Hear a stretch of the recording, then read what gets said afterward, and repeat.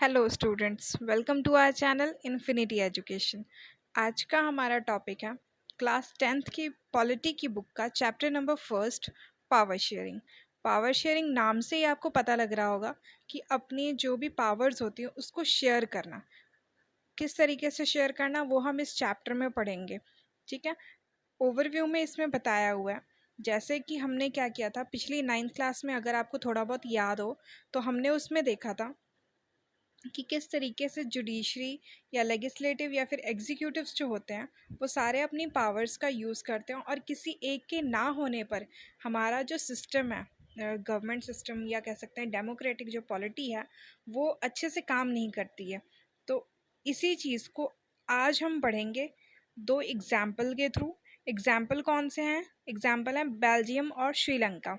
इन दोनों देशों को हम एज ए एग्जाम्पल लेके इस पूरे टॉपिक को अच्छे से पढ़ेंगे, समझने की कोशिश करेंगे। Now let's start. Belgium and Sri Lanka. Belgium is a small country in Europe, smaller in area than the state of Haryana. Belgium क्या है? यूरोप का बहुत स्मॉल सी कंट्री है और इसका जो क्षेत्र है वो इतना छोटा है जितना कि हमारे यहाँ Haryana. It has border with the France, the Netherland, Germany and the Luxembourg. इसकी जो बॉर्डर लाइन है वो नाइदरलैंड, जर्मनी, फ्रांस, इन सारे देशों से मिलती है। It has a population of little over 1 crore but half of the population of Haryana. इसकी जो पॉपुलेशन है किसकी? बेल्जियम की, वो कितनी है? 1 करोड़, पर हरियाणा से क्या है? हाफ है। The ethic composition of this smaller country is very complex. Of the country's total population, 59% live in the Flemish region and speak Dutch languages. इस कंट्री में क्या था? इसकी जो पॉपुलेशन थी बहुत कॉम्प्लेक्स थी, मतलब एक ही जगह पे बहुत सारे लोग रहते थे अलग अलग टाइप्स के। जैसे कि इसमें क्या था, 59% जो लोग थे वो डच बोलते थे, अनदर 40% क्या बोलते थे? वो वेलोनिया रीजन में रहते थे और वो फ्रेंच बोलते थे। रिमेनिंग 1%, क्योंकि 59 और 40 को मिला के कितना हो गया? Tell me. 99। तो 1% जो था वो, जो 1% लोग जो बच गए हैं वो कौन थे? बेल्जियम्स थे, जो कि जर्मन स्पीक करते थे, जर्मनी लैंग्वेज बोलते थे। In the capital city Brussels 80% people speak French while 20% are Dutch speaking. और इसकी जो कैपिटल, जो इसकी राजधानी सिटी थी ब्रुसेल, वहाँ पर क्या होता था? 80% लोग थे जो कि फ्रेंच बोलते थे और 20% लोग थे जो कि डच बोलते थे। आप इसको बहुत अच्छे तरीके से यहाँ से समझ सकते हैं। कैसे?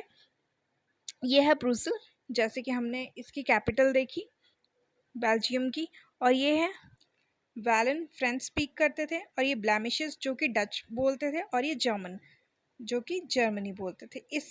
इस मैप से हमें कैसे पता लगेगा? ये देखिए, ये है, ये जो क्षेत्र हमें दिख रहा है ऑरेंज कलर का, ये है ब्रुसेल। और ये जो येलो कलर का दिख रहा है वो क्या है? हमारी डच बोलने वाले जो लोग हैं 40%। 59% इसमें कौन से थे? वैलन, जो कि फ्रांस स्पीक करते थे, ठीक है, फ्रेंच बोलते थे जो कि। एथिक का मतलब, जैसे हमने इसमें वर्ड देखा था एक, एथिक, उस टाइम पे आपके दिमाग में आया होगा कि इस चैप्टर में एथिक का मतलब क्या है।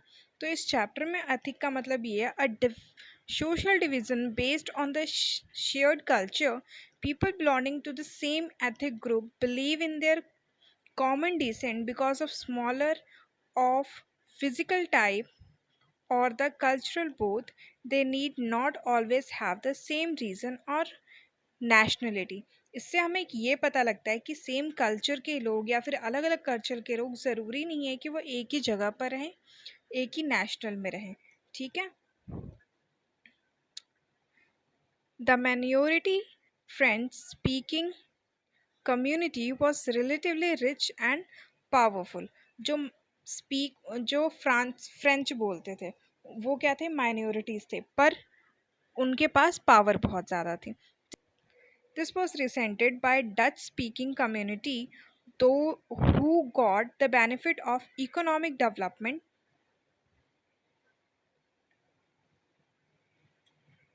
and education much later. इससे हमें ये पता लगता है कि उस टाइम पे जो डच लोग थे उनको इकोनॉमिकली और या फिर एजुकेशन से रिलेटेड जो भी बेनिफिट्स थे वो सबसे लास्ट में मिले थे. This led to tension between the Dutch-speaking and French-speaking communities during 1915 and 1916. और ये बहुत बड़ा टेंशन का मुद्दा था किनके बीच में, डच और फ्रेंच बोलने वाले लोगों के बीच में. The tension between two communities was more than acute in the Brussels. और ये जो अपवाद स्टार्ट हुआ था, जो ये टेंशन शुरू हुई थी, ये सबसे ज़्यादा कहाँ पर इसने इफेक्ट किया, ब्राज़ील में. Brazil present A special problem. The Dutch-speaking people constitute a majority in the country but a minority in the capital. और क्या प्रॉब्लम हुई थी सबसे ज़्यादा, डच जो लोग थे वो बहुत ज़्यादा नंबर्स में थे, मतलब कंट्री में डच बोलने वाले लोगों की मेजॉरिटी थी और जो मैन्योर और इनकी कैपिटल में क्या थी, माइनॉरिटीज़ थी.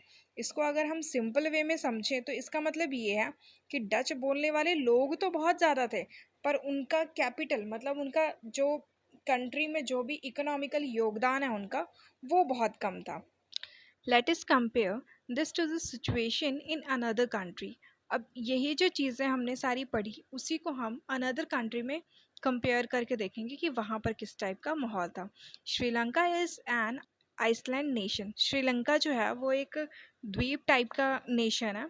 Just a few kilometre off southern coast of the Tamil Nadu. Tamil Nadu के जो साउदर्न कोस्ट है वहाँ से क्या है, ये सिर्फ कुछ किलोमीटर की दूरी पर है. It has about 2 crore peoples.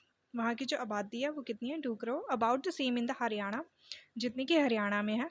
Like other nation in the south Asia region, Sri Lanka has a diverse population. जैसे कि और अदर नेशंस में क्या है, अलग अलग जातियों के अलग अलग धर्मों के लोग वहाँ पर रहते हैं, इंटरेस्ट के लोग रहते हैं, उसी तरह श्रीलंका में भी है.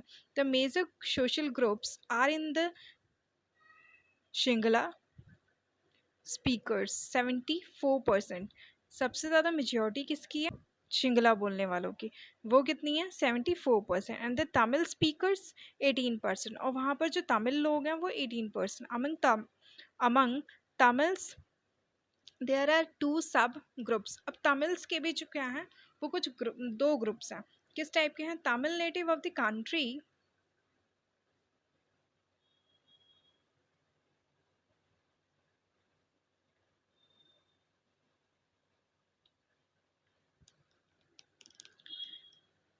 Tamil native country are called Sri Lankan Tamil. जो वहाँ के तमिल थे उनको क्या बोला जाता था, श्रीलंकन तमिल्स. और ये कितने परसेंट थे, 13%. The rest those forefather come from the India as plantation workers during colonial periods are called Indian Tamils. और वो लोग जो कि इंडिया से आए हुए थे काम करने के लिए उनको क्या बोला जाता था, Indian Tamils. As you can see from the map, Sri Lanka Tamil are concentrated in the north and east of the country. जैसे कि हमें पता लगता है कि श्रीलंका क्या है, हमारी कंट्री के नॉर्थ ईस्ट साइड में सिचुएटेड है. Most of the Sinhala speaking people are Buddhist while most of the Tamil are Hindu और मुस्लिम. वहाँ पर जो भी लोग शिंगला बोलते हैं वो क्या है, बुद्धिस्ट है. और जो तमिल बोलते हैं वो ज़्यादा से ज़्यादा हिंदू हैं और मुस्लिम हैं. There are about 7% Christians who are both Tamil and Sinhala. वहाँ पर 7% ऐसे क्रिश्चियंस हैं जो कि क्या है, तमिल भी हैं और शिंगला भी हैं. Just imagine what could happen in situation like this in Belgium. अब यही जो सिचुएशन है अगर आप इसको इमेजिन करें बेल्जियम में तो वो किस टाइप की होगी, कैसे होगी, वो भी हम पढ़ते हैं. Dutch community could take advantage of its numeric majority and force it will be on the French and German speaking population. Belgium में क्या था, बेल्जियम में डच कम्युनिटी के जो लोग थे वो बहुत ज़्यादा थे, उनकी मेजॉरिटी थी. तो इसका वो फ़ायदा उठा सकते थे कैसे, वह जो फ्रेंच और जो जर्मन बोलते थे उन पर अपना उन पर फोर्सफुली अपना अधिकार जमा कर। This value push the conflict among communities further. और ये जो वैल्यूज़ थी, जैसे हमने वैल्यूज़ पिछले टॉपिक में हमने क्या पढ़ा कि जो बेल्जियम में डच कितने बोले जाते थे, फ्रेंच लोग कितने बोलते थे, जर्मन की परसेंटेज कितनी थी, इनकी जो परसेंटेज थी उनमें काफ़ी डिफरेंस आपने जैसे नोट किया होगा, बहुत ज़्यादा डिफरेंस था। उसकी वजह से क्या हो सकता है कि फर्दर कम्युनिटीज़ में, मतलब आगे चलकर इन्हीं कम्युनिटीज़ में कॉन्फ्लिक्ट हो सकते हैं। There could lead to a very messy partition of the country. अगर हम इसके अकॉर्डिंगली कंट्री का पार्टीशन करें तो ये बहुत ज़्यादा मेसी हो जाएगा। Both sides could claim control over Brussels. जो भी साइड्स हैं, मतलब अगर हम बोलें जो भी भाग होगा, जिसको अगर हम इन तीनों को डिवाइड कर दें तो ये सभी क्या चाहेंगे कि हमारा ब्रुसेल पे कंट्रोल है। ब्रुसेल पे कंट्रोल क्यों रहे, जैसा आपने पिछले टॉपिक में क्या पढ़ा, उसमें लिखा हुआ था कि ब्रुसेल जो है वो उसकी राजधानी है। ये आपके वेरी शॉर्ट क्वेश्चंस में भी आ सकते हैं, तो इसलिए इसको याद करके रखें। इवन कि एनसीईआरटीज़ बुक का जो मैं ये आपको पढ़ा रही हूँ, इसकी एक एक लाइन, एक एक टॉपिक का आपको वेरी शॉर्ट आ सकता है, इसलिए बी प्रिपेयर्ड। ठीक है, ध्यान से आप पढ़ें। आप अगर अपना टाइम दे रहे हैं तो उसको अच्छे से यूटिलाइज करें। ठीक है। In Sri Lanka the Sinhala community enjoyed an even bigger majority and could its will on the entire country. Sri Lanka में पढ़ा कि जो सिंगला के कम्युनिटीज़ के लोग हैं वो उनकी मेजोरिटीज़ है, उनकी मेजोरिटी है श्रीलंका में, तो वो क्या कर सकते हैं, यहाँ इस कंट्री में उनका अधिकार हो सकता है अगर हम उस अकॉर्डिंग देखें तो, मेजोरिटी के अकॉर्डिंग से। आज की ये वीडियो हमारी यहीं पर ख़त्म होती है इस टॉपिक के साथ। आई होप आपको ये वीडियो अच्छे से समझ में आ गई होगी। फिर भी अगर आपके कोई डाउट्स हैं तो वो आप मुझे कमेंट सेक्शन में लिख सकते हैं, मैं उस पर एक सेपरेट वीडियो ज़रूर बना दूँगी। Thanks for watching this video.